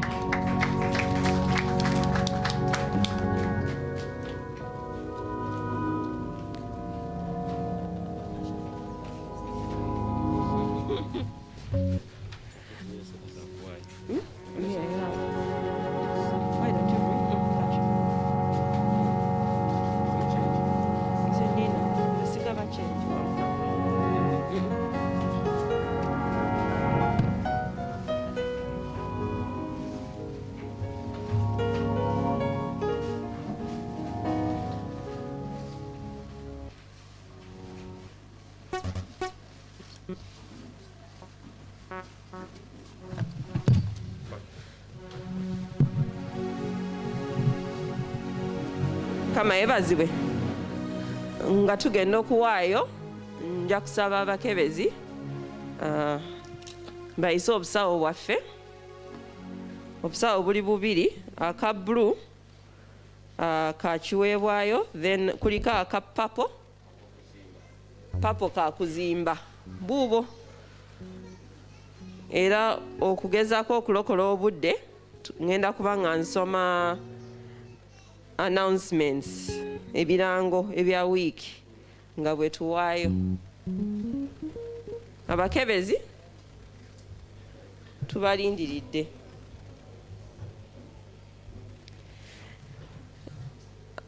Mukama mpadde ekigambo kino nga bwe tuwaayo. Ekigambo kino kiri mu Ephesians, Abefeso. Uncle Martin. Ephesians chapter 1. Then esura 17 paka ku 21. Uncle Martin ngenda kusaba osembere osome ekigambo ekyo.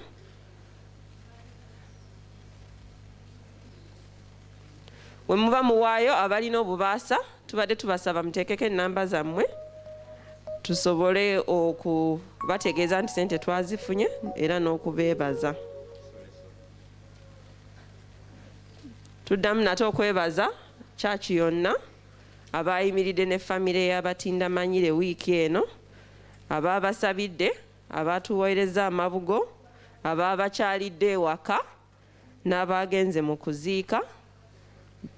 Famire yawulidde nnyo okwagala kwammwe era ebatumidde n'ebeebaza nnyo nnyo nnyo nnyo. Temujjanga okwo. Uncle Martin, are you ready? Abefeso emu ennyiriri 17 paka kwa 21 era kwe kusaba kwaffe. Abefeso emu 17 paka kwa 21 nti Katonda Mukama waffe Yesu Kristo Kitaffe ow'ekitiibwa abawe omwoyo gw'amagezi n'ogw'okubikkulirwa mu kutegeera ye nga mumulisibwanga amaaso ag'omutima gwammwe mmwe okumanya essuubi ery'okuyita kwe bwe liri, obugagga obw'ekitiibwa eky'obusika bwe mu batukuvu bwe buli, era obukulu obusinga ennyo obw'amaanyi ge eri ffe abakkiriza bwe buli, ng'obuyinza bw'amaanyi ge bwe bukola, ge yakozesa mu Kristo bwe yamuzuukiza mu bafu n'amutuuza ku mukono gwe ogwa ddyo mu bifo eby'omu ggulu 21 waggulu nnyo okusinga okufuga kwonna n'obuyinza n'amaanyi n'obwami na buli linnya eryatulwa si mu mirembe gino gyokka naye ne mu egyo ekigenda okujja. Amiina. Amiina. Tusaba Mukama atubikule amaaso tusobole okumutegeera n'okumusemberera. Katusabe ekiweebwayo era nja kuba nkola okusaba okusembayo. Nsaba muyimuke, ffenna tuyimuke. Ago maanyi ga Mukama temweraliikirira. Ayi Mukama tukwebaza olw'okuwaayo kw'abantu bo. Mukama tukwebaza olw'obugabirizi buno era sente zino tuziwaayo gy'oli. Ayi Mukama abakulembeze baffe bazikozese bulungi. Ekigambo kyo Mukama kisobole okutambula mu bantu, kitambule mu ffe, kitambule mu community, kitambule mu Kampala, kitambule mu Uganda. Mukama tusaba otwawule ku bantu bonna, otulyowo emyoyo, otuggulewo amaaso gaffe ag'omunda, tusobole okukumanya, tusobole okukusinza, tusobole okukutenda. Buli omu waali abe ng'akula. Ffenna tubeere ekyokulabirako, tubeere omunnyo, tubeere ettabaaza mu community, mu maka gaffe. Omwaka guno ayi Mukama twagala okubeera omuntu omulala, omuntu omuggya. Ayi Mukama twagala emibiri gyaffe gino gye bagambye nti emibiri gyaffe gino yeekaaluyo. Ayi Mukama tugiriise ekigambo, tugirabirire bulungi. Abaana baffe tusaba Mukama otuwa amaanyi okubatendeka, okubabuulirira, okubaluŋŋamya, okubasomesa. Ayi Mukama tuddamu nate okusembera gy'oli. Mukama obeere naffe. Wiiki eno kiteekayo mu mikono gyo, tukuwa ekitiibwa n'ettendo mu linnya lya Yesu Kristo Mukama waffe. Amiina.